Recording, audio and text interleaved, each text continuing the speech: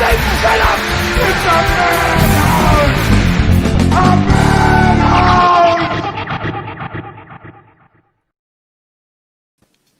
welcome to the Movie Madhouse. I'm Rob. I'm James. I'm Jason. And our very special guest. That'd be me, Ryan. Right. Let me throw that up. There we go. Top 10 movies with great scenes to a song with writer-director Ryan M. Andrews. How you doing, Ryan? I'm good, man. I'm good. I'm enjoying the new year, I guess. I mean, everybody's happy it's not 2020, but it, we don't know how this year's going to bring yet. Nope. Exactly. I know everyone looks at it as like, well, it can't get worse. But usually when you say that, exactly. People who say it can't get worse are the ones who are already dead. Yeah. Fair enough. That's true too. You just got to roll with the punches. Right. Exactly. So what have you been up to this year? Last year? This year, not a lot. Yeah. Well, last year, so the previous film I made, like 3 years ago, we got released, called Art of Obsession. So that's been released in Canada through Raven Banner. It's on, like, for the shameless plugs now. It's on iTunes. It's on Cineplex. It's in the U.S. through ITN, on Amazon Prime, Roku, Fandango. There's so many of them. It's just like, look up wherever you look up movies. If you're lucky, you'll find it. It also Indonesia and some other East, like in Asia, a few other countries available there. So, we're cornering the market. You're all over the world. Yeah, for that, I can't get into the UK. But yeah, no. So that film has been basically, we've been doing all the distribution with Art of Obsession, which stars Rye Barrett, Wayne Clark, and Jessica Bano. Other than that, I shot another film shortly before the pandemic started, which is a bit more of a kind of a grindhouse exploitation crime thriller. So that's in post-production still. We were hoping to have it done for, last fall, but that was before the pandemic hit. So, with reshoot, pickup shots, things like that, it's one of those things of it gets done when it gets done. But because I don't want to rush anything, because like once it's out there, it's out there. I don't want to sit there and say, oh, if only we took the time to do this and that. So yes, it'll be ready when it's ready, but we are in the final stages of post-production. So hopefully sooner than later, because I'm really excited to get that one out. And just really quickly, as far as writing work is concerned, do you guys know Steve McGinnis? Oh yes. So Steve McGinnis has a graphic novel, Rise of the Harvester. Mm-hmm. So I've been working on a screenplay for that, so we could turn the Harvester character into an actual full-length feature film. That is nice. Awesome. So I've been working on the script for that. Like if you go back to the very first Harvester graphic novel, if you open up inside, you can see my name in there for having contributed to the writing, to the story, to the editing, and all that. Really? Yeah. So it's not just I've just been thrown in here. It's kind of like I've kind of been around since again. I mean, the Harvester is Steve's baby. It's his character, his creation, and I'm just like, I like to help people out. They like to help me out. So it's like he was working on that. I wanted to help. He wants to turn this into a film. So it's almost like you can't have somebody else write that story. Like as a screenplay goes. Like, so working on that. Again, obviously I think for the next few months we can blame everything on the pandemic. The script probably would have been done by now if it wasn't for the pandemic, but we are still working away on that. And I've got a couple other screenplays I've been working on, re-edits, things like that, rewrites, so I can get some films going as soon as everybody can get vaccinated and everybody can get back on set. Exactly. When the life returns to normal-ish. Yeah, normal-ish. Yes. The key words. Excellent. Well, one of the biggest reasons for this topic with you, too, is because you're big into music. I am. being with film, we had to have the top 10 movies with great scenes to a great song. So I love that list. let's jump right into that, shall we? Let's hit number 10. And we always start with a guest. So Ryan, what's yours? My number 10 on my list is the. So first of all, I just want to say my top 5 hasn't changed in like 20 years. And it will change. I just kind of played around with and stuff, but I am a fan of Rob Zombie's movies. I'm a fan of his music. I don't always love when he mixes songs in his movies. I much prefer Lords of Salem, where it's more orchestral and stuff. But his use of Freebird in the final scene of Devil's Rejects, I thought that was beautifully done. Nice. They complement each other perfectly. Yes. Especially the flashbacks. Yeah, and then like the home video footage of everybody smiling and waving, the memory. Yeah, it's just like makes it look like a happy, wholesome family. Yeah, exactly. Freebird is just like such like a near perfect song that it just fits into so many different situations, because it does come up on my list later. And yes, it does. But I know of at least 2 scenes that came up while I was preparing my list that had Freebird. Now only one of them made my top 10, but Freebird just works in so many different ways. Now I'm curious, because I have heard it in a couple other movies. Yeah, me too. All right, Jason, what's your number 10? So my number 10, and I did struggle with this, but not as much. My list wasn't quite as extensive. I think I had about 20, 25 that really started out the list. But my number 10 is the printer stomping scene from Office Space. Set to the song "Still" or "Die, Motherfucker." I don't know the artist. Still, it's Scarface. But I have the soundtrack. Die, motherfucker, die. To the office. To the office, Space. Yeah. Oh, Office Space. Yeah, that's a great scene. Every time I go by the printer at work, I just think like, don't mess with me. Like, I don't use the thing very often. I just look. I don't mess with me. You know. But yeah, Hit the jam. You've got a chip on your shoulder for the printer already. Yep. Just preemptive. Just setting the stakes between me and the printer. It knows where I stand right now. I guess that's fair. Yeah. That is very fair. All right, James, what's your number 10?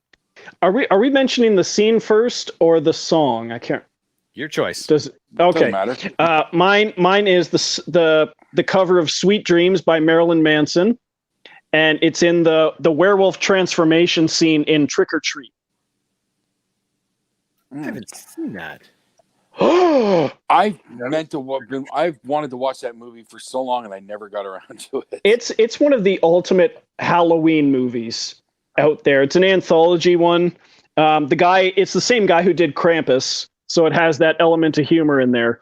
But there's a scene where a bunch of women turn into reveal themselves as werewolves, and a lot of different movies have different transformations, and they're basically slicing open their arm, pulling the skin off, revealing fur and like claws underneath, and it's all set to "Sweet Dreams" by Marilyn Manson. Oh, it's great. See, as a whole, I do recommend that film as probably the best anthology of the past 20 years. Really? It's great how all the stories connect to each other. Yeah, because you'll see it in the background from one story. Yeah, just like Pulp Fiction. Yeah, but Pulp Fiction's not really an anthology. No, but you do see like Bruce Willis is talking to Ving Rhames in the bar, and you see John Travolta and Sam Jackson walk by in the background. Oh, okay. It's that kind of connection. You'll see like characters from another story walk by, and then eventually you'll get to their story and see it from their perspective. Gotcha. Okay, I got to check this out. I've been meaning to, but it's great. list of like 20 films to check out by your next podcast. Oh, that list gets longer and longer every week. Yeah. Every episode, I get 20 more added to my list. Okay. Okay. And I think I see where we're going to have overlap. It's not necessarily the movies, it might be the songs. I Yes. think so. I think so. Jason said he has Freebird coming up. I have Sweet Dreams coming up. Ooh. I only know of 2 movies that had it in it. The other one was House on Haunted Hill. Oh, you're about to learn 3. What was yours, Ryan? Oh, okay. Said, is it the Manson version of Sweet Dreams or Eurythmics? Manson. Yeah, his is Manson. Mine's by I somebody know else. Manson, but yours is. It's by somebody else.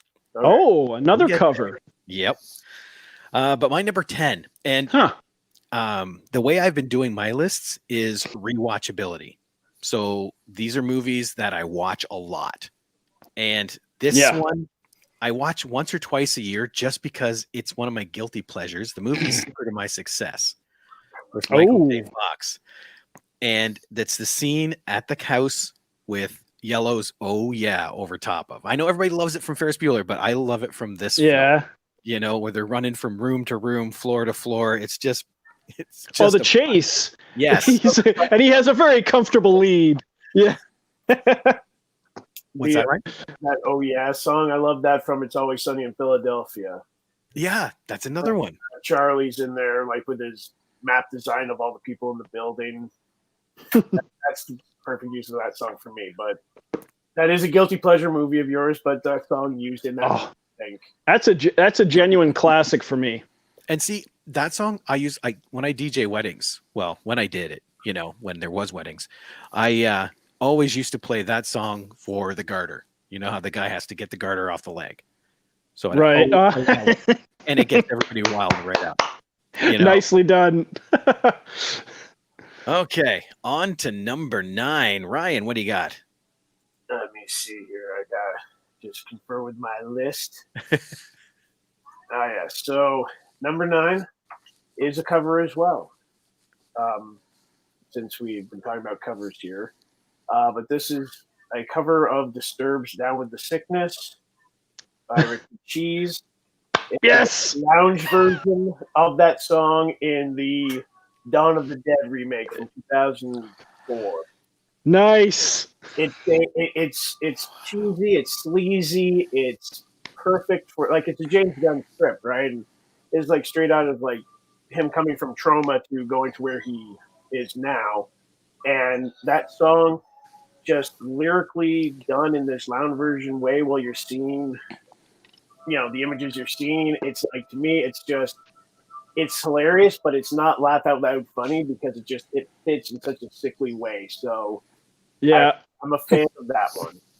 I forgot all about that. Me too. Oh shit! And I do love that. I love that song, but I love that version. It is. I can't believe I forgot that. Secret of My Success never would have made the list if I had remembered that film.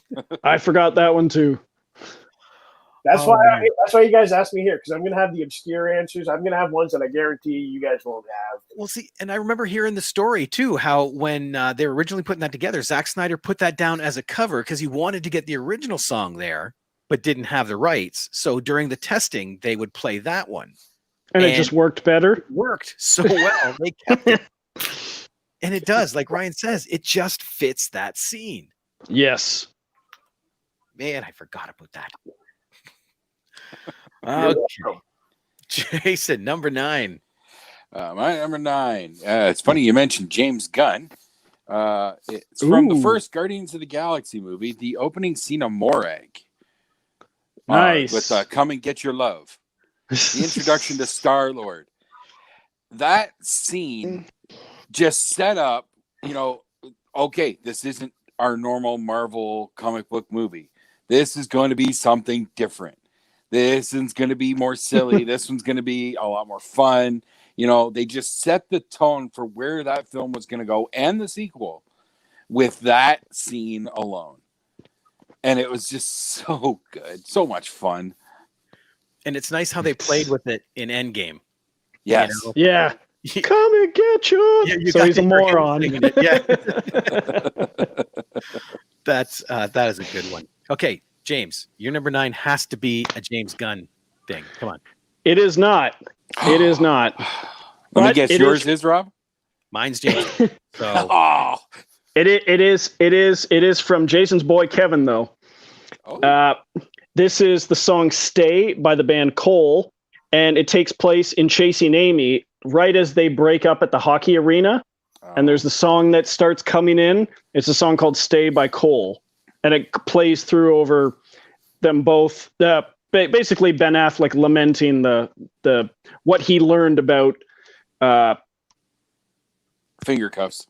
Yeah, I'm trying to remember her Alyssa Joey Jones. Lauren Adams. Yeah, Alyssa Jones' character. Yeah. Yeah, Joey Lauren Adams. Yeah, and it's a song that gets me when I watch that one. Well, okay. Since it's Kevin Smith, we can let it slide. Of course. But see, I'm going right back to Guardians Volume 2. This is the only movie that appears twice on my list. Is this ELO? No.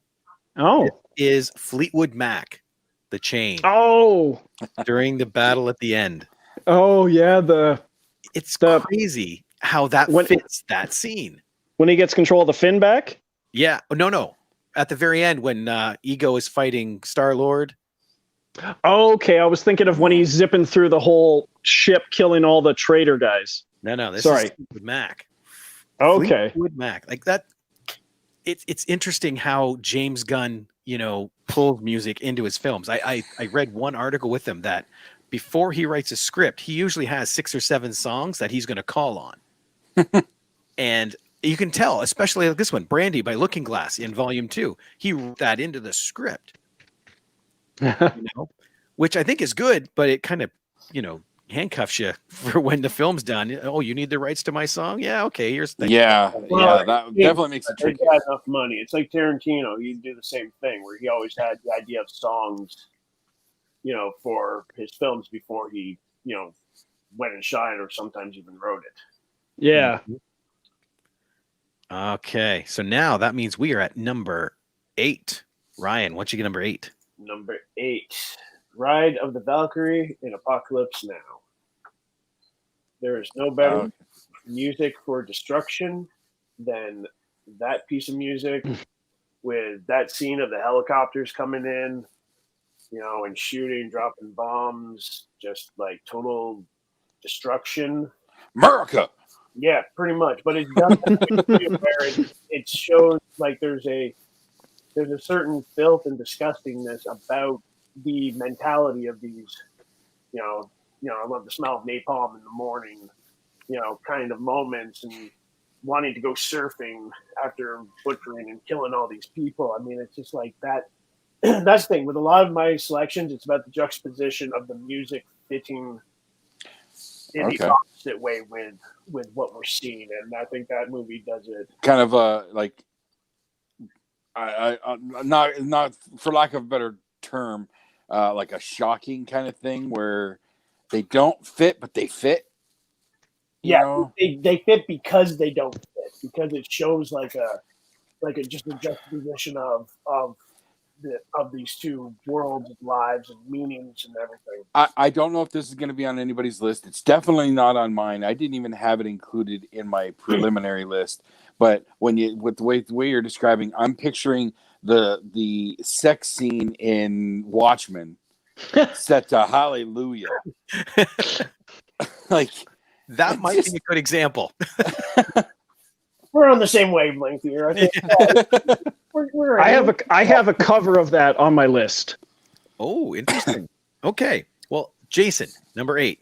My number 8 is the closing scene. I just got to put the hand up. Breakfast Club. Come on. That whole lead up of hearing Anthony Michael Hall reading the letter and seeing everybody, and then all their voices chime in with their part of it, and then ending on that iconic hand raised. That it is one of the most iconic scenes set to a song like that. That stands out in history. Yeah, that song will always be associated with that movie, and that song, that movie, and that iconic moment of him throwing his fist up in the air like that. that exemplifies the 80s. Like that's anyone Yeah. who grew up in the And 80s, I can't listen to that song. I hear it on the radio fairly regularly, and I still put my fist in the air. Like it's muscle memory now. It's reaction. What song is that again? Don't you forget about me by Glass Tiger? No. uh, I can't remember. No. Thompson Twins? No. Simple Minds. Simple Minds. Yes, that is. That's right. I kind of slept through the 80s music wise. I'm like all about the 70s and then the 90s. Like, What? the 80s. You skipped a whole decade? Yeah. Well, I choose to. Not saying bands okay. from the 70s doing songs in the 80s, like, whether it was Sabbath or whether it was Pink Floyd or Iron Maiden, any band that started in the 70s throughout the 80s, David Bowie, Alice Cooper, those are all great. But very few bands that started in the 80s I was into in the 80s. All right. Obviously, I got into Metallica and Guns N' Roses, but when 1985, buying my first record, it was Welcome to My Nightmare by Alice Cooper. Right? So I'm listening to all the 70s music then, and then in the 90s, it's all about grunge and that kind of stuff. So no Flock of Seagulls for you? I tried the haircut, couldn't make it work, so screw it. Eddie Grant, Electric Avenue? No. Everybody's got their guilty pleasures. Fair enough. James, number 8. My number 8 is from the movie Incarnate, the Aaron Eckhart movie about demon possession. And the song, it takes place in the nightclub scene, his entrance into the movie, and it's the song Sail by AWOL Nation, which it's the only one of their songs I really latched onto, but the song is infinitely catchy. I know that song. I don't know that movie. I don't know that scene, but I know that song. Yeah. Oh, man. But I know that song because Devil Driver, covered it. Yeah, I haven't listened to their version yet. Oh, it's amazing. It's amazing. But when I heard it, it's like I know this song, so this song has to exist. And then, went backwards and found AWOL Nation because of that. Yeah. Interesting. I don't know that movie. It's it was done by, let me see, I think it was William Brent Bell. No, Brad Payton. Brad Payton, who did like San Andreas and Journey to the Mysterious Island, Rampage, Daybreak. So he's worked with The Rock a lot, but he also did this one in between. He did it in 2016. So he did it in between San Andreas and Rampage. And it's all about a guy, Aaron Eckhart, who he's in a wheelchair, but in terms of meeting people who are like possessed by demonic entity, he exercises them by connecting with them, going inside their mind instead of like a religious exorcism. But this song is all throughout the movie. Okay, I might have to watch that. Never heard of it though. That's cool. I do like Aaron Eckhart. He does a good job. He's had some interesting things pop up. Okay. Now, my number 8, and Ryan and I are on the same page here. Mine's from Apocalypse Now. But that's why I got scared when I started saying Apocalypse Now, because you're thinking I might have stolen yours. No. And trust me, that one did get on my list. But this one, I think, impacts me more. And it's The Doors with The End. And just the somberness of the song, and they're showing what's going on. And I believe that's also the scene where Martin Sheen is like losing his mind. Very opening, the ceiling fan going around. Yeah. At the very end with the slaughtering. It just fits that movie so well, But this is, I think, on the other side, it fits it so well because it describes everything going on. Animaniacs did a great parody of Apocalypse Now way back when, like in their initial run. They did. I'm pretty sure it was the whole episode, which was rare, and they had a musical narrator, if you will, doing a parody version of that song at each time they came to the next part of the story. This is the beginning of our story. It just keep there the whole time. And you know what's so sad though is because now whenever you watch Apocalypse Now, that will be in the back of your head whenever you hear the song. It is. Well, Every yeah, time because Apocalypse Now gets mentioned to me, Animaniacs is in my head. I always think of Charlie Sheen. Charlie Sheen dressed in the clown makeup from the movie The Chase, doing Robert Duvall's speech. Oh man, I love Animaniacs. Yes, I certainly do. All right, on to number 7. Ryan, what do you got? All right. Well, the epitome for music in movies in the '90s was 1994's Natural Born Killers. And you could probably come up with a top 10 list of just from that movie. Soundtrack was and everything, but so number 7 on my list is from the beginning scene of the film when Juliette Lewis kicks the ever-living shit out of these rednecks, and Al Evans' shit list plays on the jukebox. Yes. The song, it's perfectly, again, it's like it just works. The juxtaposition of this desert roadside diner, this feminist punk song playing, and then her just cleaning house. It's like it's fun. It gets you pumped up for this movie. It was just like such a great opening. Oh my god, yes, I love that film. It's the whole parody of the whole film. Rewrite your list now. I think I'm gonna have to. Although I definitely won't get rid of my number 7. We'll see that when I get to mine. All right, Jason, number 7. My number 7. I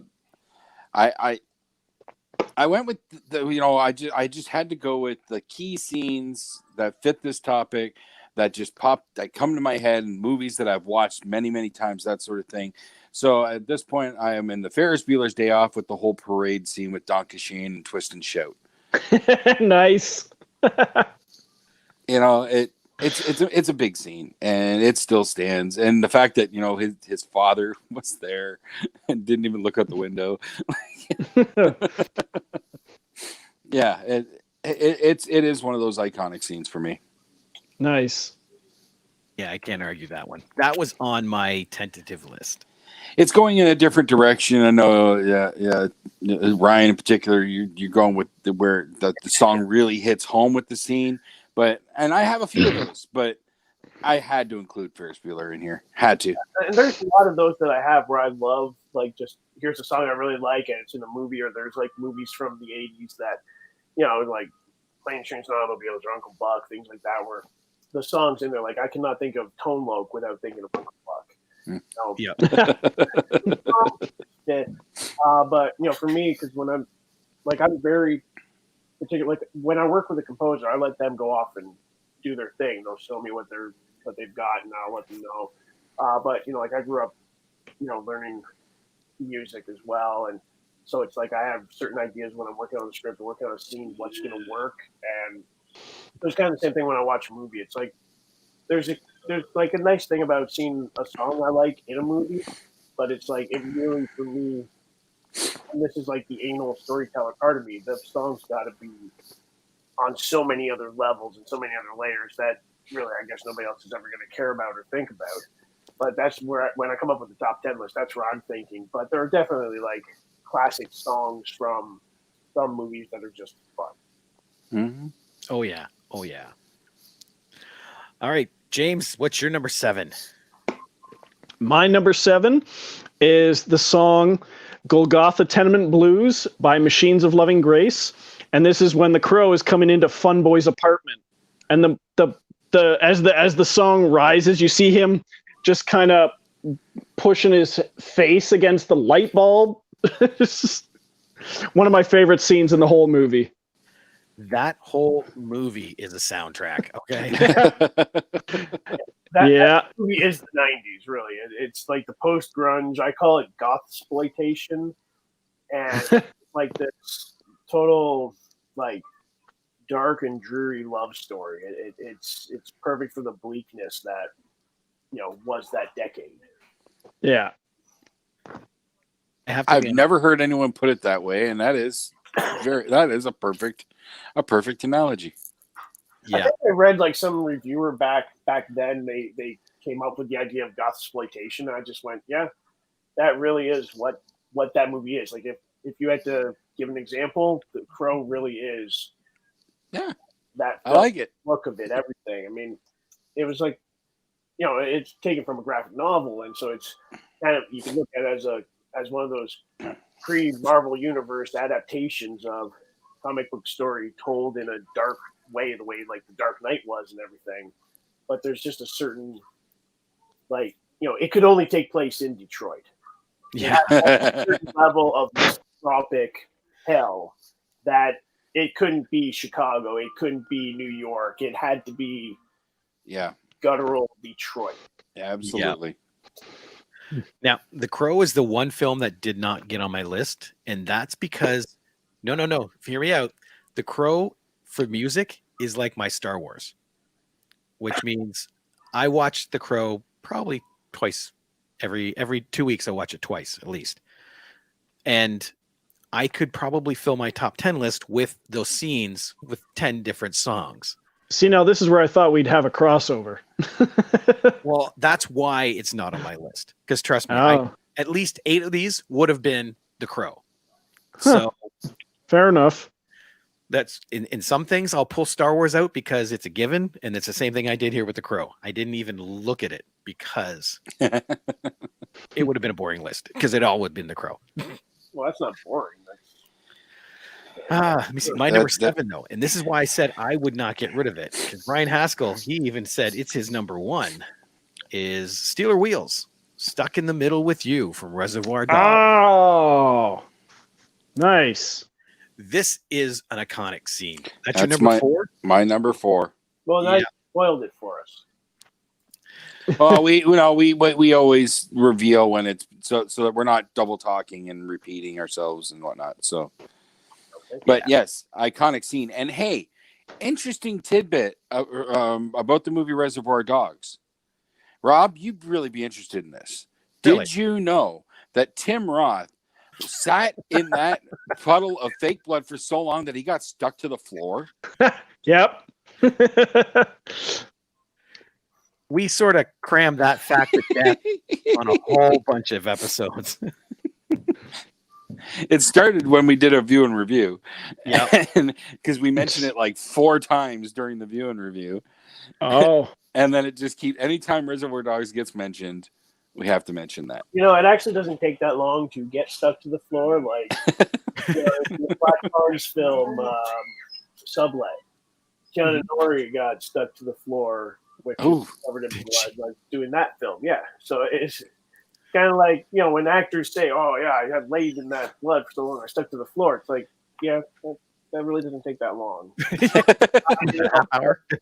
Yeah, exactly. So, yeah, what were we there? 20 minutes? Yeah. Oh, man. But yes, that scene, that scene has stuck to that song that I dare anyone who has ever seen that movie, they're thinking of that scene when they hear that song on the radio. And you want to start dancing like Michael Madsen. Exactly. Yeah. Waving ears in the air. I just want to cut somebody's ear off when I hear it. I can't. That's just what it makes me want to do. That'd be an interesting defense to try if you ever did that. The movie, the song, if the judge has seen it, he'll agree. Yep. You play it during the trial. The judge will get up, start dancing with a knife. You're off. Oh, man. Okay, number 6. Ryan, what have you got? Oh, it's talking so long, I can't even remember. Well, yes, I do. It's actually the only new addition to my list. Which, like, when you first mentioned this to me, it's like, I already got my list. And then I thought, no, there's a new film that deserves to be on this list, and it's definitely the best film of 2019, which arguably is the best year for movies since 1994. And that is from Jojo Rabbit.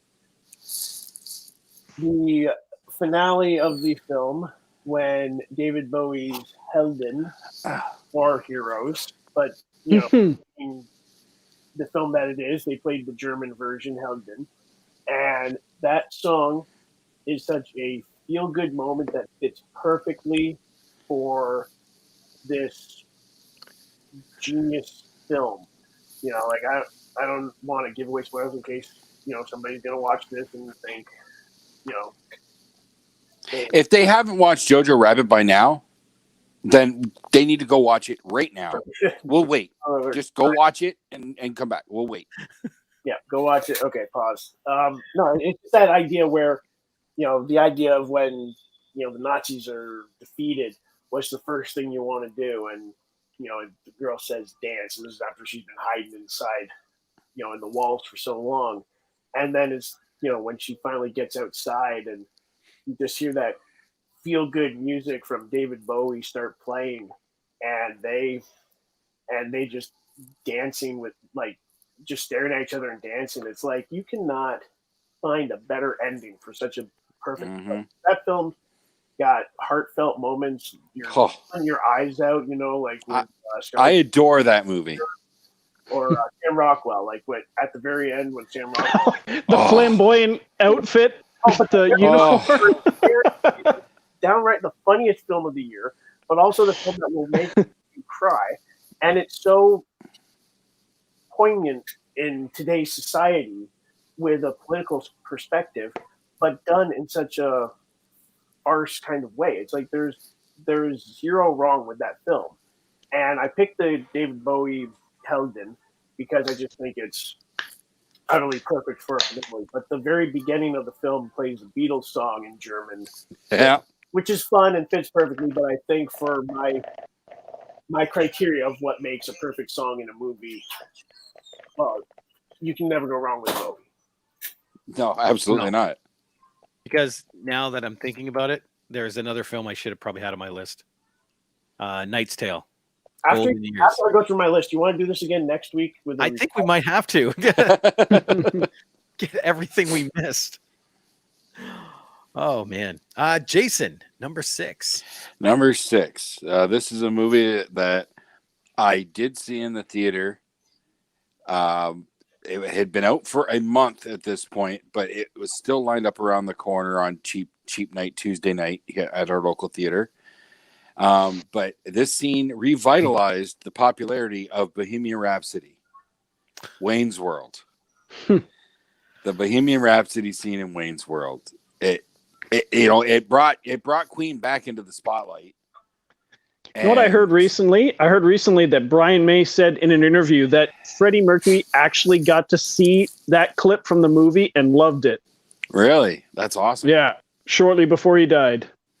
I know that scene caused a rift between Dana Carvey and Mike Myers that lasted like 20 years. What? Rift over what? If you watch in that scene, Dana Carvey isn't actually singing the words. Like, you see him, he's literally just going. He was upset that they used that take in the film.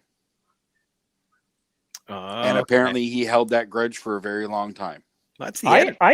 I thought it was that I saw an interview on Stern with Dana Carvey and that where Mike Myers apparently stole the Lorne Michaels impersonation and used it for Dr. Evil from Dana Carvey.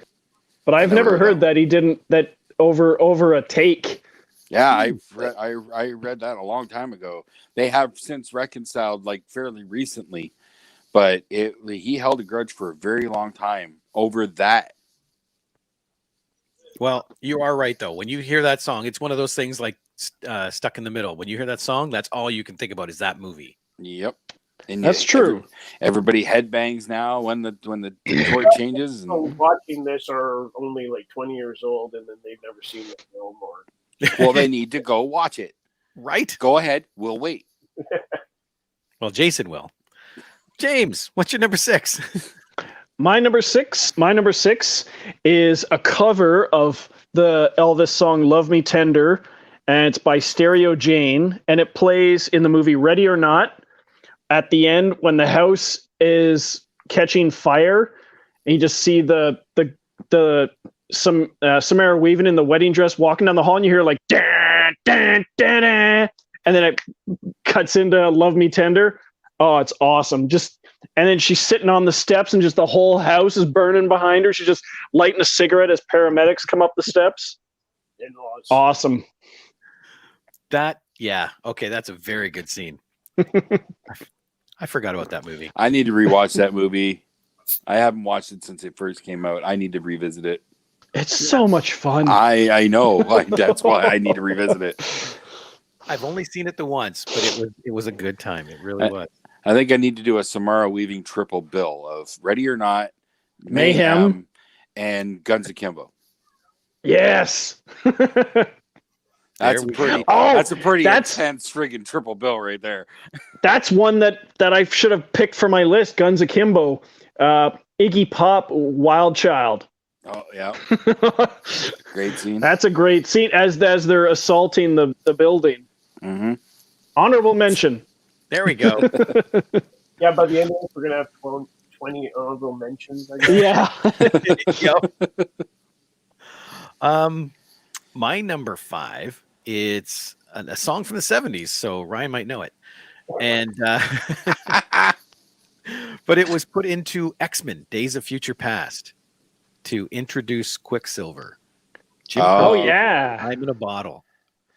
Which I believe was the number 1 song when I was born 47 years ago. Really? Today. Does that mean that the scene in X-Men Apocalypse where they use the original Sweet Dreams is on your list? Nope. Nope. That was worth a shot. Nope. Worth a shot. See, I got a soft spot for Jim Croce. I love some of his stuff. Bad Leroy Brown, things like that. Oh, who doesn't love Jim Croce? But this song fits that scene so well because of the way he's just flying around nonchalantly, bumping bullets, just everything. I love that scene. Mm. That's it. That's all I got. From American Horror Story. Yes, that's the guy. Yep. I can't remember his name, but yes, that's the guy. That guy, yeah. All right. Number 5 puts us back to Ryan. What's your number 5? All right, number 5. Since the endings of film, Evan Peters. Evan Peters. That's right. That's the guy's name. Yeah, now you said it, now I remember it. Sorry, Ryan. It's all right. Number 5, Gary Jules cover of Tears for Fears' "Mad World" in the film Donnie Darko. Ooh. Ending of Donnie Darko, again, you'll see a theme here, like where Jason's doing a lot of like the 80s fun feel-good things. I'm doing a lot of the dreary, miserable, death and destruction kind of stuff. So for Gary Jules' cover of "Mad World," just at the end of Donnie Darko, and it's so bleak and it's so depressing, but at the same time so satisfying. That makes me think of like the director's cut where he wakes up on the road with his bike when In Excess's "Never Tear Us Apart" comes in. Mm-hmm. Forgot about that one. And see, Donnie Darko's on my honorable mention for Head Over Heels. Tears for Fears. The actual song is in there. Oh. I don't know that song, but no, the original "Mad World" would not fit for the mood of the finale of that film. You had to do that cover version, slowing it down. The dreams in which I'm dying are the best I've ever had. That's a weird song. Mm-hmm. I probably would have included that on my list. That one just slipped by me. But Donnie Darko is a movie that I really disliked for a very long time. And really grew a fresh appreciation for it when I revisited it probably about 5-6 years ago. And yes, I do remember that version of Mad World was a perfect fit for that closing scene. I probably would have had it in my top 10 here had I remembered it. It just totally slipped my mind. See, that's what the lists are for. What is your number 5? Yeah, my number 5. Well, all I have to say is Dale. Nice. Beetlejuice. Come on, that dinner party scene. What more is there to say? My son watches Beetlejuice every single day. Really? Oh yeah. It's just as a side note to explain, my son has autism. Ah, okay. So anyways, Beetlejuice happens to be his favorite film, and so he watch it every single day, sometimes multiple times a day. I know every inch of that film. 30th anniversary a couple years ago here in Toronto, they did a screening of it at a theater here, and so brought him out to it. And he is not a fan of crowds or anything. Like, you take him anywhere with other people around, he really wants to just leave and go home. But he was fine with a sold out audience. He was fine being in a room with hundreds of people because Beetlejuice was playing on that screen. That's awesome. Yeah. See, that is awesome. And I saw Beetlejuice in the theater. Same. I didn't even my parents and I had gone up to Brampton Way to visit my aunt and uncle and a cousin. And my cousin was going to see Beetlejuice with members of his the other side, and they took me with them. I had no idea what the movie was going to be. They just said, "Hey, we're going to go see a movie," and I said, "Okay." Instantly fell in love with Beetlejuice. I watch it. I at least once a year. I watch it, and my dad took me and my brother to the theater in Chatham there, the Capitol, or whatever it is now. But back then, when it was a theater, and the Capitol was a movie theater, a 2-screen movie theater way back then. then it wasn't the Capitol; it was the other one, just the single screen one. The center theater. They had Beetlejuice playing there back in '88, so that's where I got a chance to see it. Nice. Now, as you guys continue conversing, just give me 20 seconds. I have to go grab something. Not a worry. We'll go on to James's number 5. Sorry, I was just making last minute changes. I swapped out my number 5.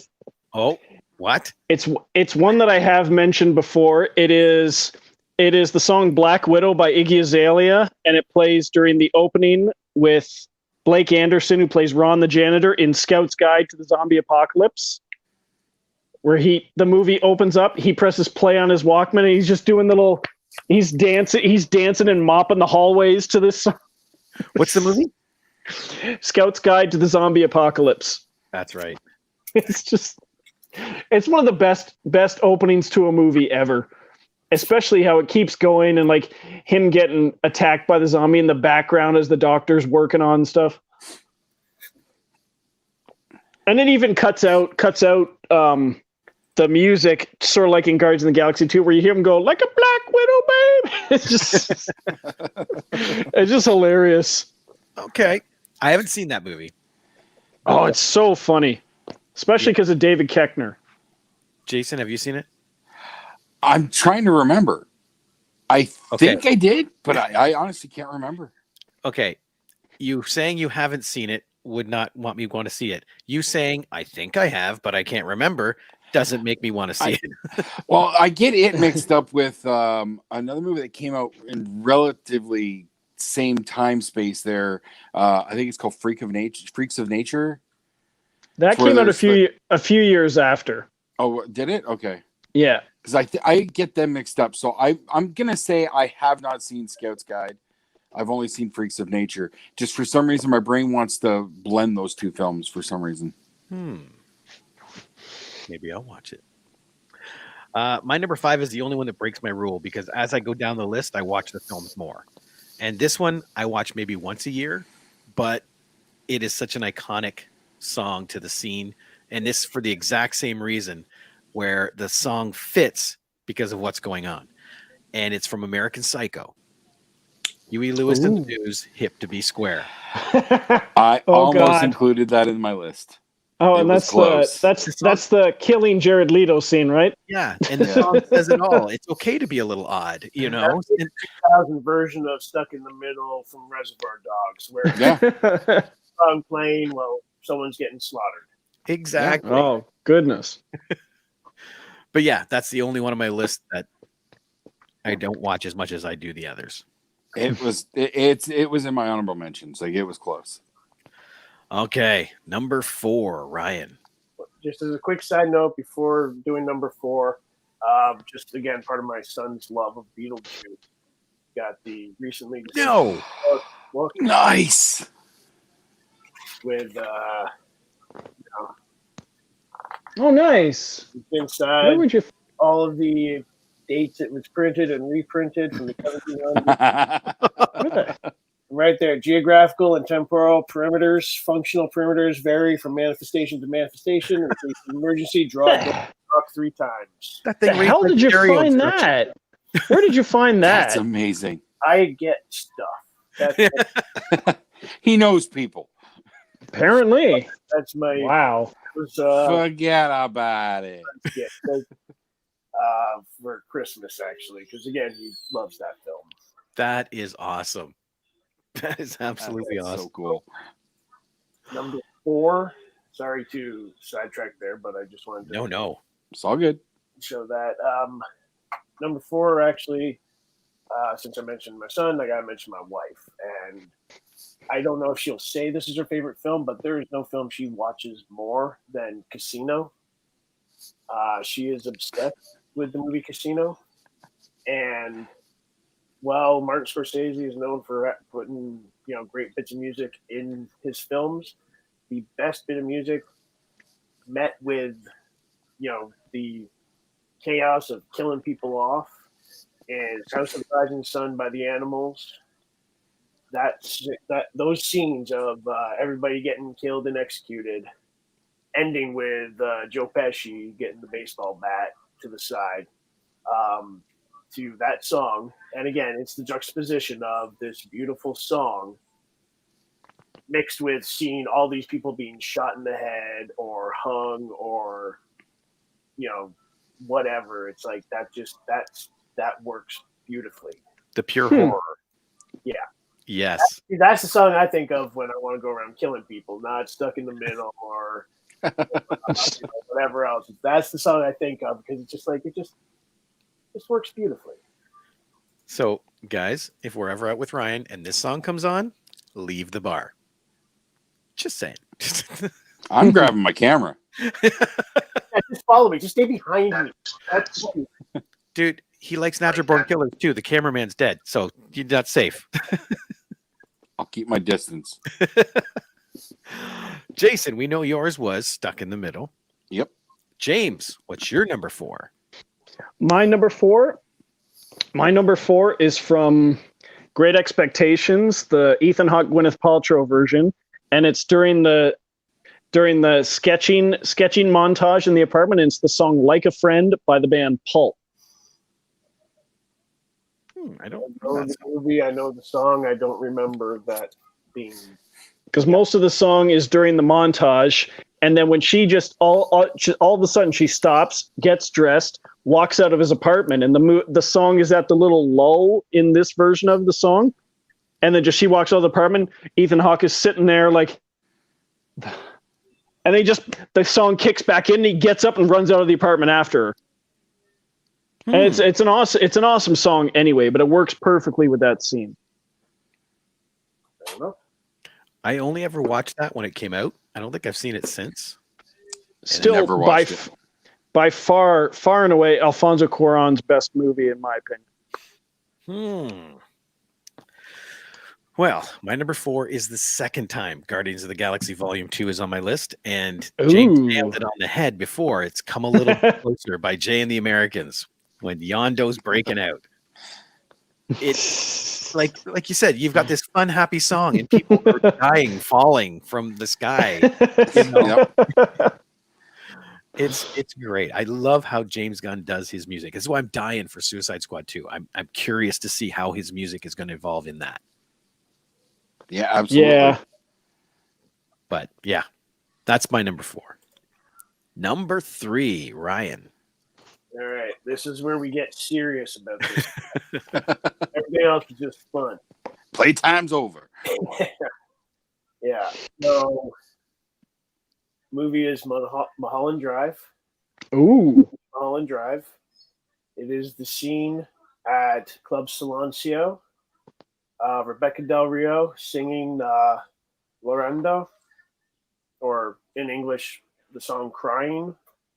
Oh, nice. It is done a cappella, and it is the perfect scene for music in film, as it basically explain, like, because if you watch a David Lynch movie, you don't understand it. Anybody who says they do is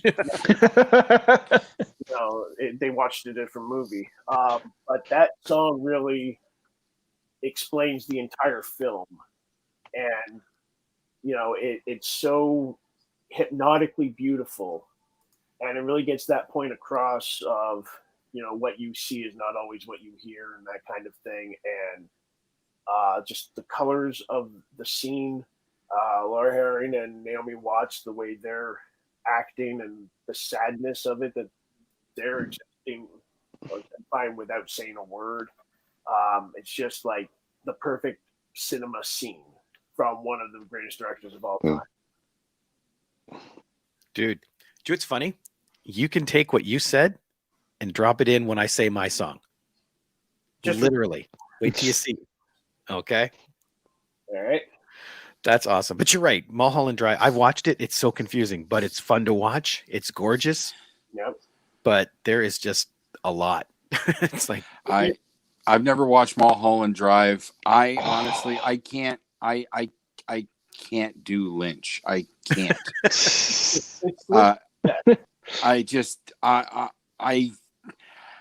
What's the another big one from him? Like that was Highway, Blueville. Lost Highway.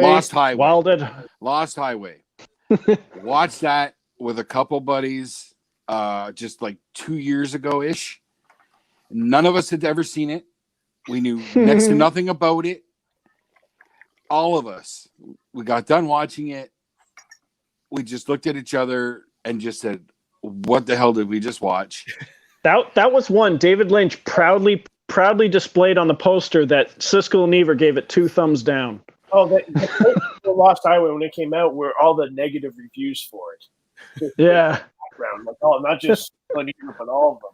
Thing about Lost Highway, what you do is, you're going to walk around an art gallery and it's just, here's a painting, what do you interpret? Then you see the next painting, what do you interpret? Basically, Lost Highway is the same thing in a movie. Here's a scene, what do you interpret? Here's the next scene, what do you interpret? It's art.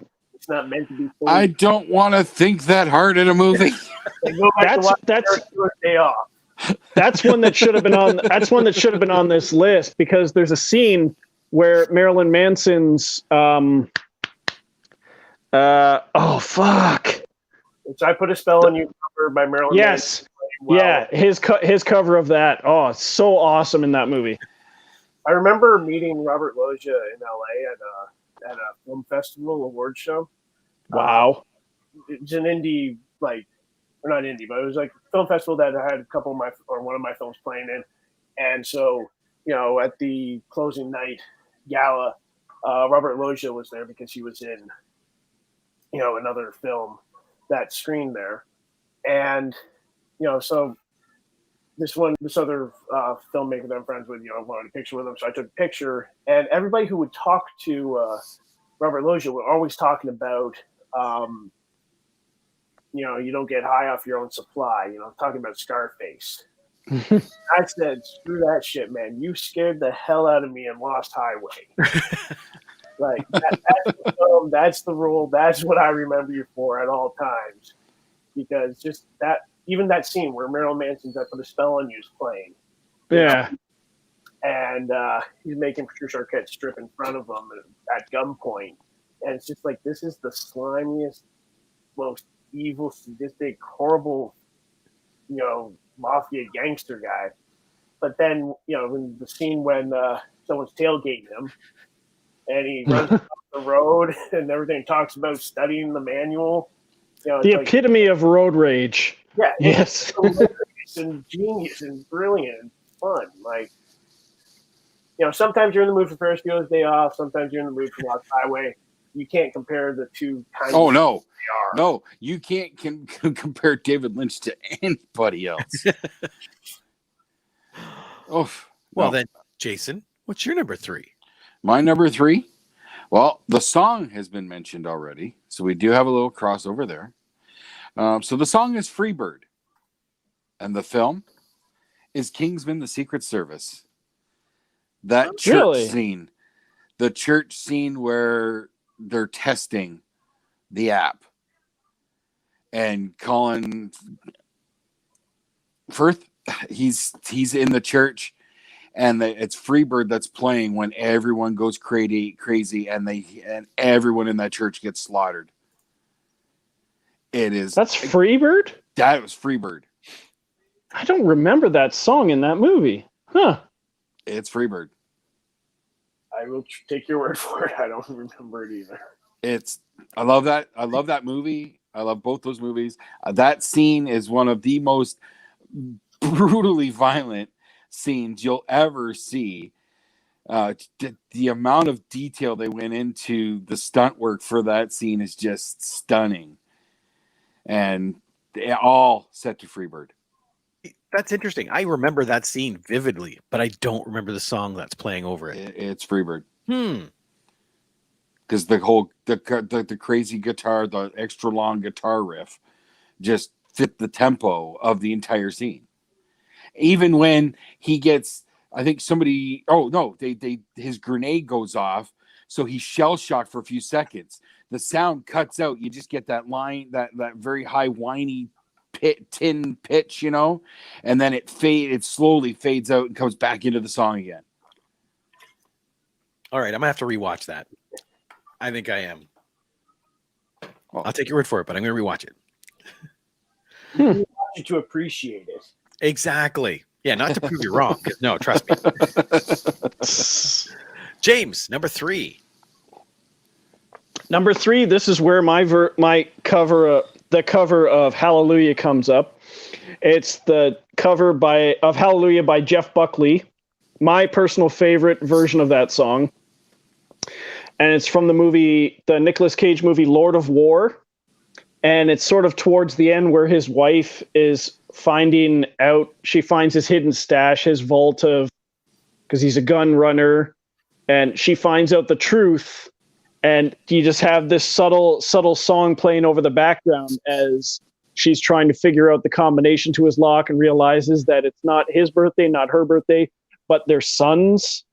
And just you can see her heart breaking as she realizes what the combination is. And then she finds this whole vault of, I think they call it like a vault of horror or something, just basically his storage locker full of all his passports and weapons and stuff. His John Wick stash. Essentially, yeah. I'm just trying to look, because that movie has been in a billion songs, or that song has been in a billion movies. Mm-hmm. I remember it from that movie. I remember for an episode of West Wing when Mark Harmon dies. Spoilers. Great, now I don't have to watch it. Right? But yeah. I always thought it was his song, and then I found out that it was a Leonard Cohen original and stuff. I'm like, well, Jeff Buckley's is still better. I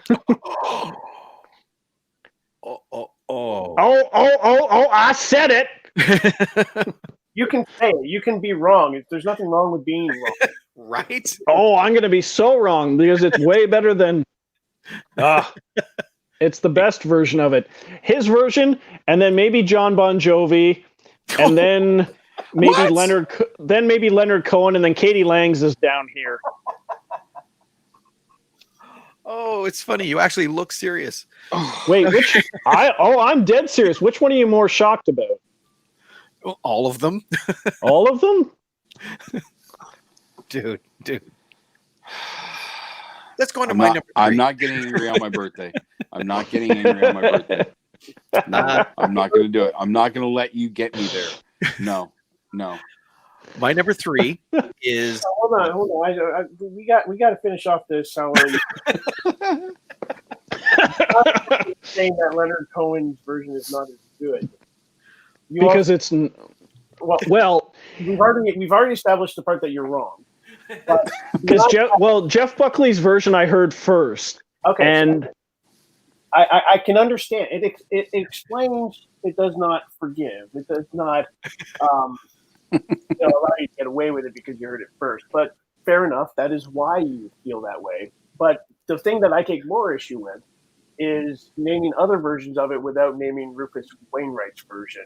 Which I have not heard Rufus Wainwright's version. I didn't know that he did one. Everybody has done a version. Well, yeah. Yeah, okay, It's quite possibly that's the true. most covered song ever. I have not heard Rufus Wainwright's. I'm a big fan of Loudon Wainwright, his dad. I haven't heard much of Rufus Wainwright's music entirely. I'm aware of him, but I didn't know he did a version of this one. So it's not as good as Cohen's version, though. Apparently Leonard Cohen was a big fan of John Bon Jovi's version. But anyway, I still say Jeff Buckley's is the best. Tom says, "Happy birthday, Jason." Mine was yesterday. Happy belated birthday to you, sir. Yep. Okay. Number 3 for me. This is my cover of Sweet Dreams. And it was done by the actress. And again, this plays over top of a scene where there are no words. It's all what is this? This is go. Emily Browning from Sucker Punch. Yes. Full opening intro. No words are spoken. But it details everything going on. And the way they play that version is creepy. Excellent. Just damn, I forgot that one. And this was hard too, because Sucker Punch is another one.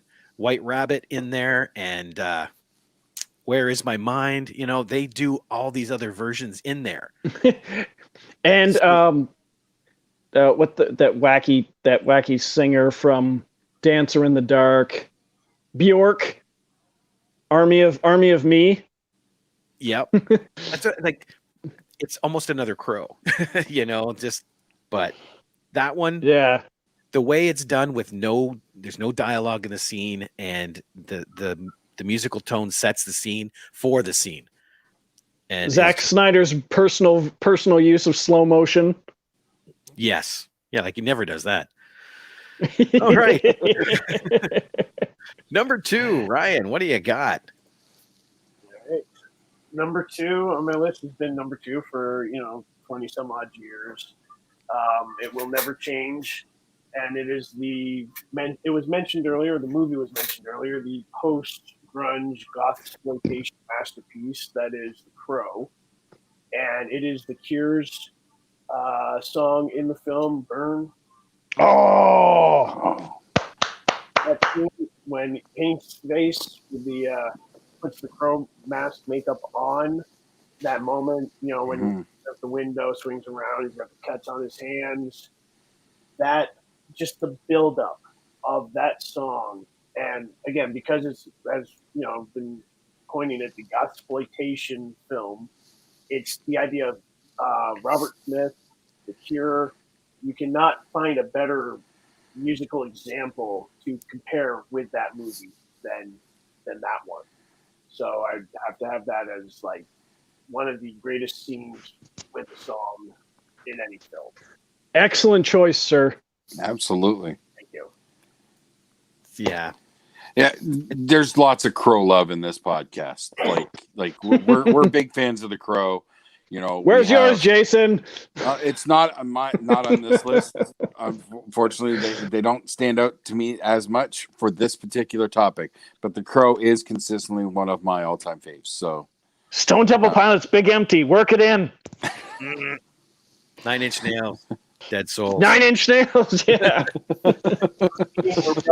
Jane Siberry, It Can't Rain All the Time. Go ahead. And just in case Rochelle is watching, that is why The Crow never made my list, is because it is so full of music. Don't hate me, Rochelle. Jason, number 2.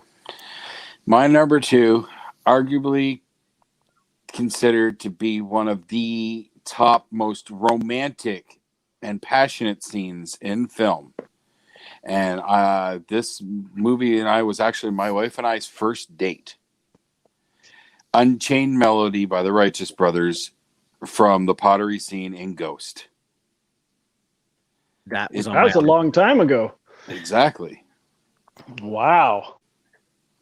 But it still stands the test of time. It is one of the most romantic and passionate scenes. And that song just fit it so perfectly. It would have been my number 1, but my number 1 came out within the last couple of years and had a scene that passed that. Interesting. So Okay. Now I'm curious for number one. James, what's your number two? My number two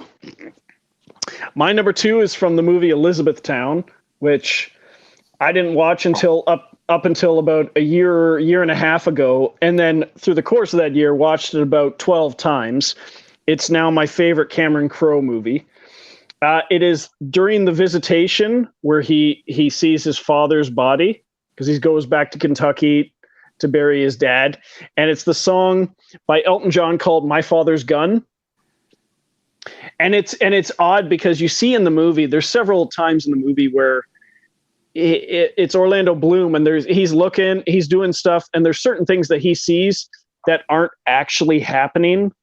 Like he throws out trash, he throws out stuff in his apartment. He sees the guys outside loading it onto their trucks, and they start dancing around. Not actually happening. He's coming into town. Every single person on the street is waving to him and pointing down the street towards the funeral home where he's going. Not actually happening. He's in the funeral home and he's looking down at his dad's body, and you see his dad, and this is the actor who's playing his dad in the coffin, actually starts to smile just subtly and then goes back down to a blank expression. Obviously not actually happening. It's just what he wishes or what he thinks might be happening, but just as it's going on. And I had never heard this song before, and I'm a big fan of Elton John. And it's just now my favorite Elton John song, and I didn't hear it until I watched this movie. Nice. I don't think I know that song by Elton John. I didn't until I saw the movie either. Yeah. And apparently it came. He put it out on an album in 1970. Played it when he toured it in 1970. Has not performed it in concert since. Interesting. I'm curious to hear the song. Me too. Oh, it's so good. That definitely surprises me about that movie. I never watched that movie, but it just looked like another like rom-com type of thing, and I just never got around to it. I'll admit that's why I didn't watch it. Well, par for the course, it's one of the lower rated Cameron Crowe movies. So, of course, I love it. Okay. My number two is actually two songs for the same scene. Medley? Not really. It's Sister Christian by Night Ranger and Jesse's Girl by Rick Springfield. And it's from Boogie Nights. I love that scene. Thomas Jane. What scene? It's when Thomas Jane takes Mark and John C. Reilly to go buy drugs from Doc Ock. And Alfred Molina. Oh, okay. Yeah. And he's got the little Chinese guy that likes to walk around playing firecrackers. So they're sitting there listening to the music, and the bangs are going off, and you see it builds such incredible tension. It's crazy. And now I have Sister Christian in my head. You're welcome. I was afraid this was going to happen. I was going to get stuck with at least one earworm. I got one. I almost put it in because of the scene in the Friday the 13th remake. It works great in that movie. Not so much in Boogie Nights, but Friday the 13th remake, it does. What song? Sister Christian. In Friday the 13th remake. Yeah. Well, thanks for joining us.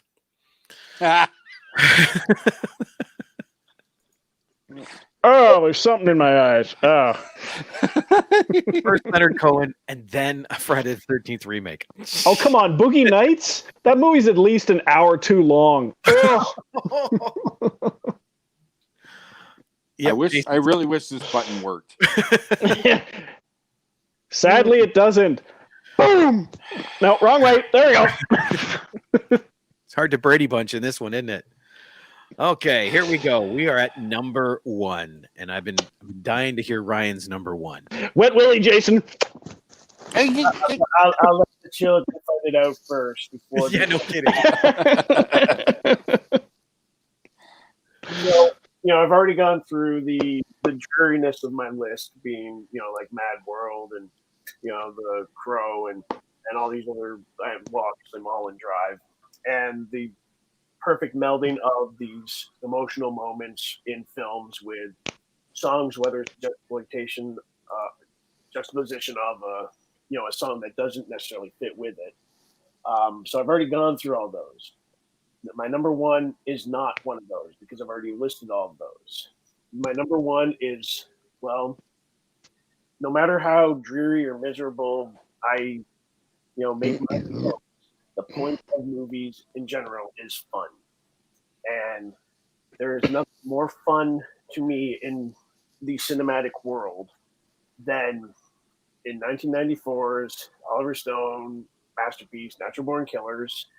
I already mentioned the opening where we had L7's Shitlist playing, but this one actually is from the scene when Woody Harrelson is breaking out, and similar to your number two, it's two songs combined, where it's Bomb Track followed by Take the Power Back, both by Rage Against the Machine. And it's that moment when Woody Harrelson tells a joke to distract the security guards and then bashes the guy in the face with his elbow, takes the gun, starts shooting up the place. Those two Rage Against the Machine songs, mixed together perfectly with that imagery, with that style of film in general. Like, when you see that movie in the theater, you are like, rocking out to that. It is fun. It is exciting. The whole point of the movie is about violence and how violence is glorified, especially in the media. And this song and this movie and this scene hits it on the head perfectly.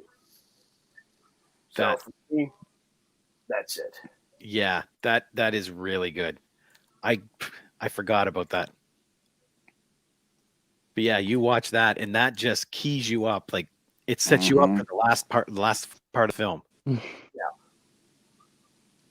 Now I want to watch. It will always be my number one. I'll be revisiting Natural Born Killers sometime soon now. I finally watched the director's cut of that one. Yes. It's good. Still don't like it. Before, I hated it before. I still dislike it now. Well, I couldn't imagine it changing your mind because the majority of it's just like seeing a better shot of the hole in Robert Downey Jr.'s hand when he gets shot, or like an extra 3 seconds in the prison riot violence here. It's not like there's all these added scenes or it changes. No, it's just characters. It's just like 120 different shots taken out of the film that are put back in because of how violent they were. It's just not for me. See, this is where this show gets interesting because, well, Jason and I have good taste. And we have James. Like Apocalypse Now? Right? No. Sorry, you're saying Apocalypse Now? Just get rid of him. I think it's like you think you talk about the song The End. James. As per our guest, I have to do this. Our guest requested it. He's forgetting. Mary Anthony's waiting in the wings to take his spot. That's what you're waiting for when you hear the song The End. You're waiting for the end of the movie. Okay, get Mary Anthony on the line. Before we continue with everybody else's number one, let me just Apocalypse Now is one of the greatest films of all time by one of the greatest directors.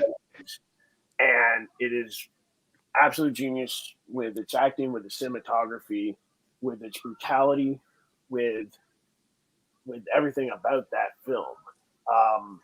And watching it in 4K, it is just like I can imagine. It is the most stunning film to watch. And yeah, you know what? If you're not a Leonard Cohen fan, I don't expect you to know taste. You can say whatever you want. I've already muted his mic. He can't say anything right now. He can just sit and listen. Oh no! I can sign it. I'll just replace every word that he said with Apocalypse Now with The Godfather because that's more appropriate. Same director. I know, and it's just a better movie. Apocalypse Now is not that good.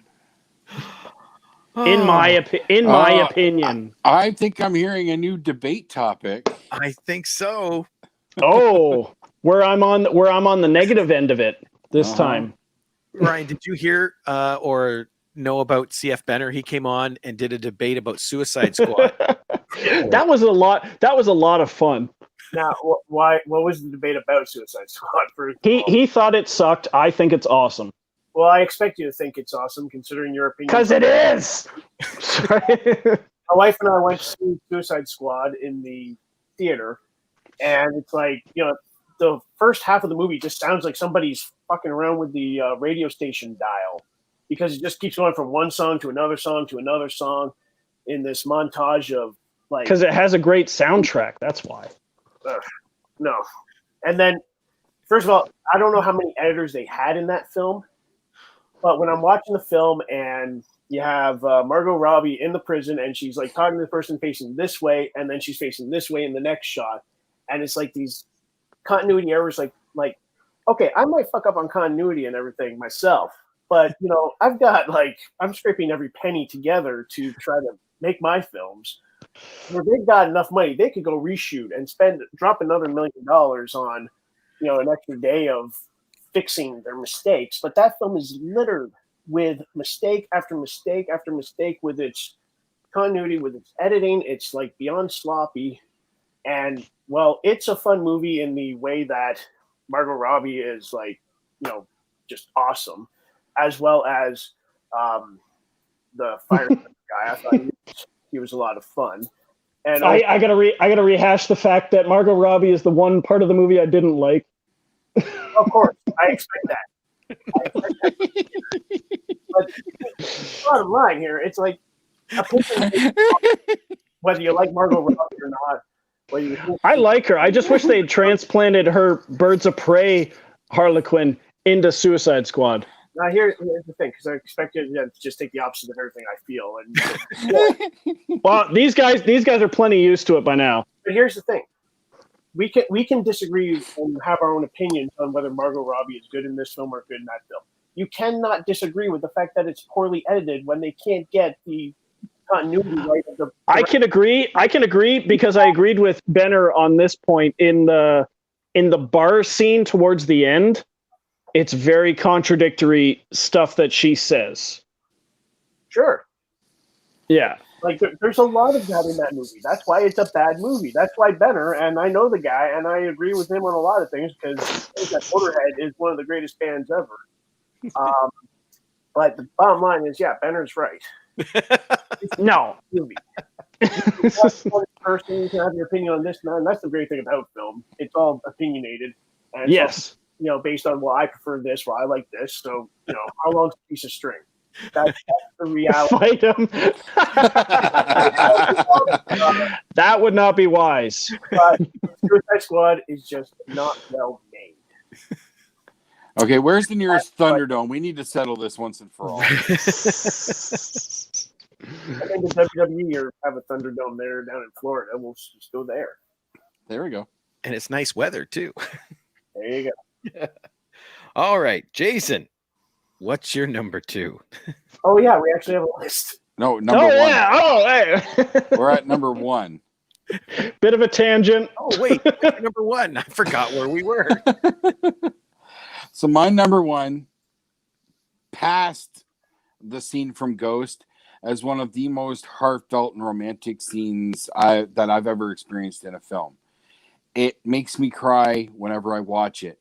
But there's 3 different versions of this movie, and that scene is different in one of them. Batman versus Superman? No. Oh. Deadpool 2. Oh. They have to watch either the theatrical cut or the PG-13 cut. Once upon a time in Deadpool. Once upon a Deadpool. When Wade finally breaks through and reunites, I know what you're talking about. I'm just getting a drink. They have it playing with the unplugged, slowed down version of Aha's Take On Me. And it is the most perfect soundtrack for that scene. The mood of that song fits the emotion. And this is such a heavy hit of emotion in such a crazy, insanely silly film with so much insanity going on. And then they punch you right in the heart with this very heartfelt scene. I absolutely adore that. And I was pissed off when I watched the Super Duper cut and they changed that song out for the Celine Dion song. I was legitimately pissed that they did that. See, I like that choice, and I like your reasoning for it too. Because again, like slowing down a song, like "Take on Me" or like some of the other '80s ones, like "Origin with Sweet Dream," and changing it and fitting it with, like this like imagery that really just is a great juxtaposition of it. Like I like that, and I like that about the art of filmmaking when you do that kind of thing and not just fit a stereotypical song with a stereotypical scene.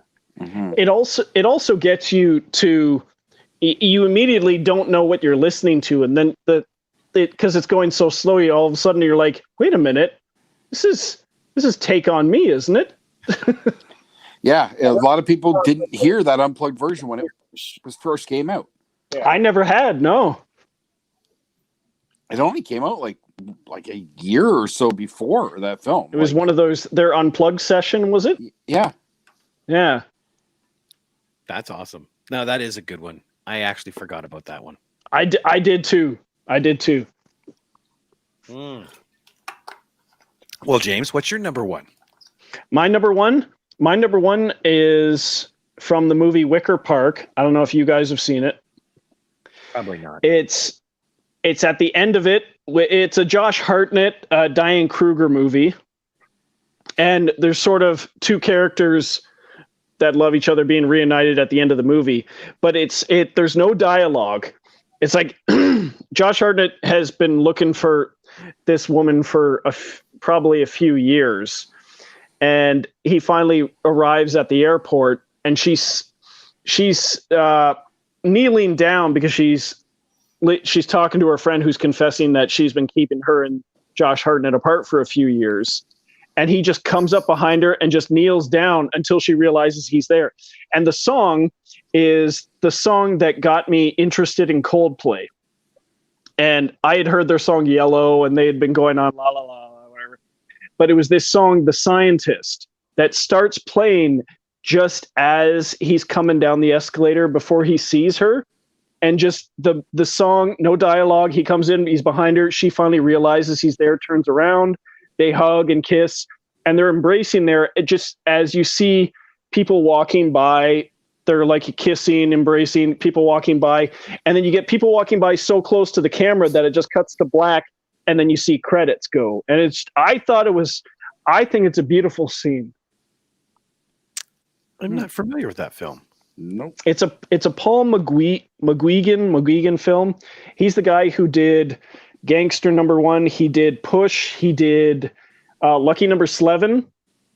He also did Victor Frankenstein.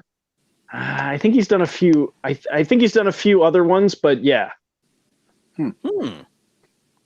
Okay, I might have to watch that because that does sound good. I like Josh Hartnett. So also has a great Matthew Lillard supporting performance. Rose Byrne is in there too. Okay, you've sold me on a couple more. I might have to look for that one. What's the title again? Wicker Park. Wicker Park. Okay. Yeah. It also has a great cover song in there. Shit. It's a cover of a Phil Collins song. Oh, what is it? So Take a Look at Me Now. It's the... Damn it. Oh. No. Against All Odds? Thank you. That's it. Yeah. By the band called Postal Service. Okay. I might have to check that out. Okay. I do love that song. My number one is from 1984, which was like the most iconic year for film. And shush, a lot of good stuff came out. Is this the punch dance scene from Footloose? No. But it was on my list actually. What was it, 84?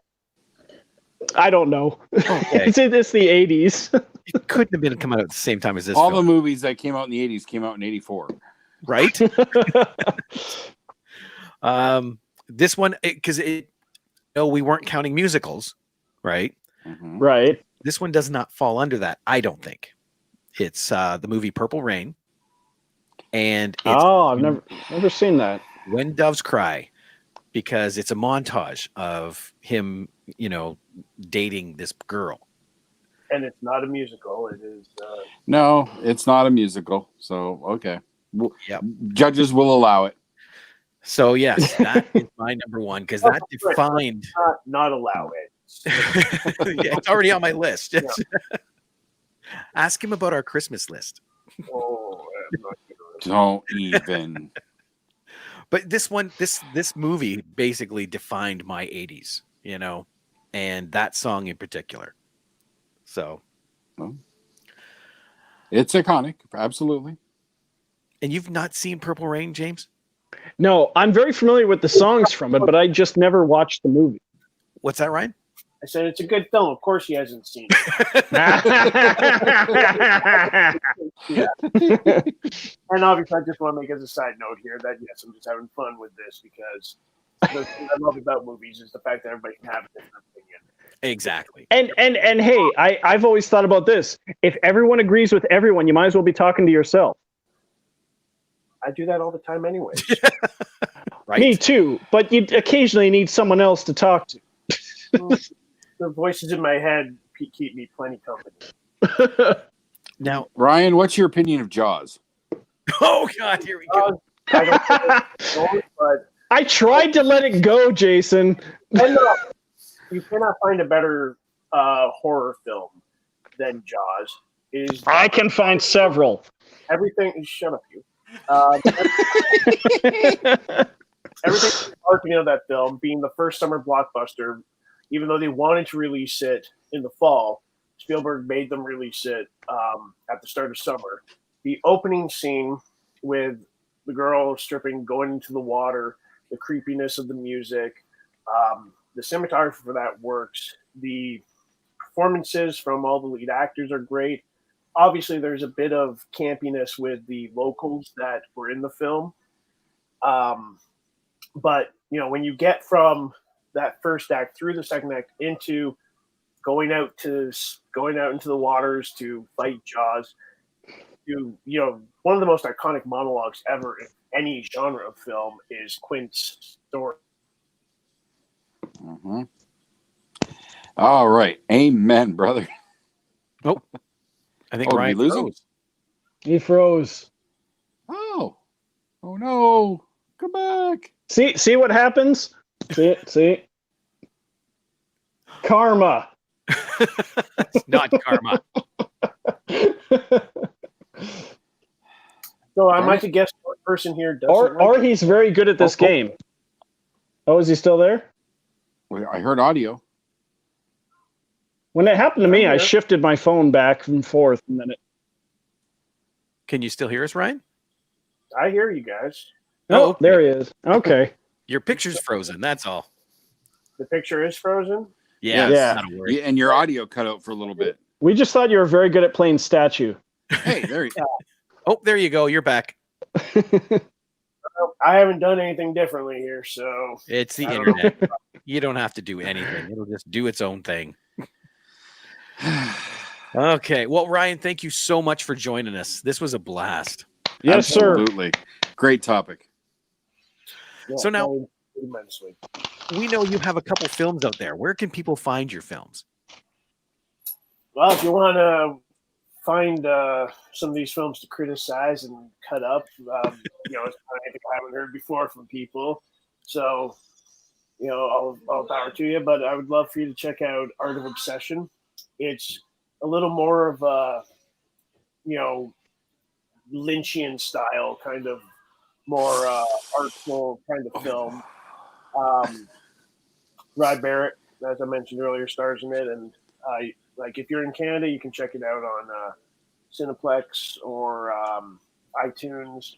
In the US, it's Amazon, Fandango, a bunch of others. Aside from that, Save Yourself is probably the one that I think most people love. I do love that movie. Thank you. 5 girls on a road trip cross paths with a mad scientist. A lot of fun and about music in that film. When we played festivals with it, we used Stabbing Westward, Save Yourself. Nice. In the end credits, but the cost of using that song in perpetuity for having it, released in territory was just too much. So here's song in the movie when it played in festivals. Here's a question for you, Ryan. How long ago did you make that movie? We shot it in 2014. Okay, and how long has Stabbing Westward not really been a band? I don't know. I knew them in the 90s. But so it still costs that much for a song, even though the band really hasn't. Yeah, I mean, you're not going to the band for it. You go for that song, you go to Sony. Record company? Yeah. Oh, okay. And I can imagine, it was an indie film. If we were going for like a mainstream band that was very popular, we would not even be able to afford it just to play festivals. But right, played festivals with the Stabbing Westward song in it. But then, as far as when we actually went to distribution, the issue was, it costs a lot more to be able to have that song in the film to be released. So we swapped out the song for this very poppy, upbeat song that our composer, Steph Copeland, had made, which we had in the film earlier on when the girls get in the car. And, that song is, it's just a crazy juxtaposition of this is like some upbeat poppy song, like, nothing you'd ever expect to hear, someone like me listen to or want to have in my movie. But that mixed with the idea of, mad scientist and, the 5 women getting killed, by him and his family and everything. I just like that juxtaposition. But yeah, so Save Yourself. It's on Amazon. It's on Tubi. It's on various streaming sites. It's been up a while. Or if you're old school, you can actually get it on DVD still. It's got some special features, those fun things.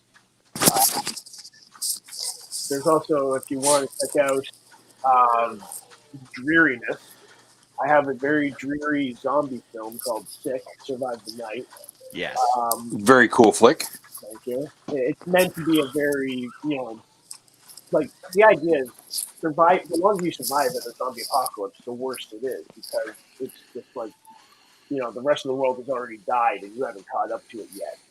So the only people that are still alive would be really miserable and messed up. And so there are no likable characters in the film, really, for a reason. Because you're not supposed to, nobody would be likable. So I wanted to make this very realistic kind of zombie story and kind of have my own thing with zombies in it, that's not used in other films. So we kind of go through a science of how the zombies actually, came to be. And Debbie Rochon from a lot of trauma films, she's in it as a scientist, who's doing these video diaries, who's, recording how the zombies actually came to be, and the fact that it came from mad cow disease, that kind of thing, and mad cow disease actually in human beings. It's called Jakob Crutchfield disease, or yeah, that's it. And so that's kind of what began the zombie apocalypse. So it's a very character-driven, dialogue-heavy film. So Sick is on Amazon, Amazon Prime, on Tubi, things like that. So you can check it out there.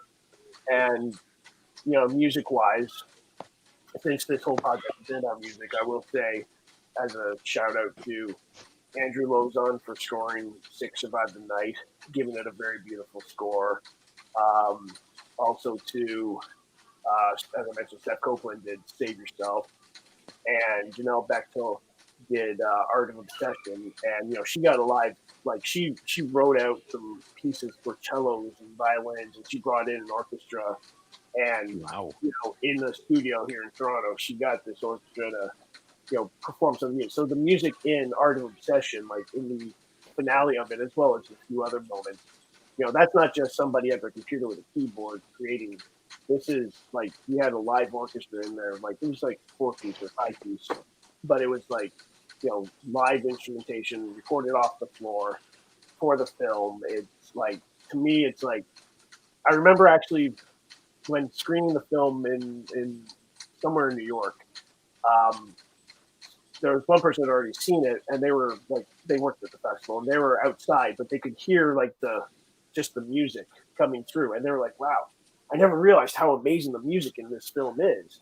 But just hearing it now, and that's the thing. Like, I just really wanted to shout out, because since we're talking about music, those composers, or even like a band like the Electric Dead, they're actually a nice band, and I'm using one of their songs in the new film Glorification of the Antihero, and they had a song in Art of Obsession as well. And these people creating their music, it's like music is what motivates me with these stories. So and these films wouldn't be half the films they are without these composers and these musicians, because the music is what really, it's a universal language. Really, that's what it's down to. Very cool. Oh man, thank you so much. And yes, definitely anybody watching, go check out those films. They are great. Okay. But that's it for us for now. So for another week at the Movie Madhouse, I'm Rob. I'm James. I'm Jason. And our buddy. I'm Ryan. Yes. Yay. Later. Bye-bye. Toodles.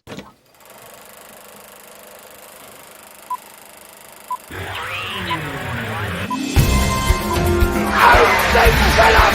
It's a man!